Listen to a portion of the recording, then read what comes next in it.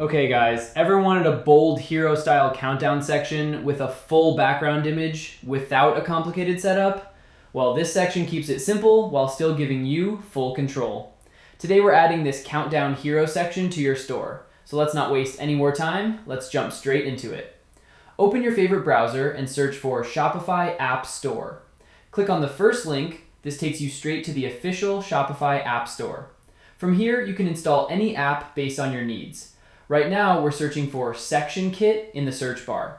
This is the app that makes building your store so much easier, genuinely.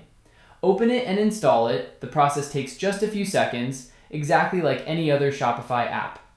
After installing, go to Explore Sections and search for Collection. You'll find this section here.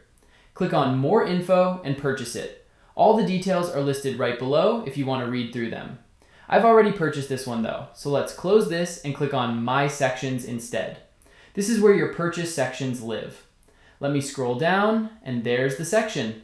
Click on Customize, choose your favorite theme, and the section installs successfully. Now let's open it in Theme Customizer and give it a second to load. Once ready, click on Add Section and search for Collection. Then choose that section. It'll be added instantly.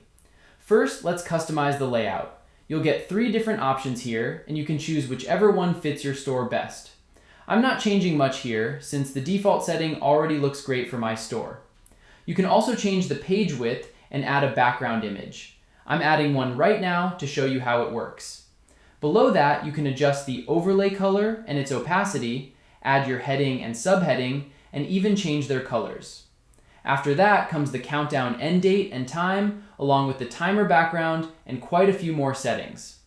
Once you've customized everything the way you'd like, hit save, and this section goes live on your store. If you found this tutorial helpful, drop a like and let me know in the comments if you run into any issues. I read every single one and I'm always happy to help.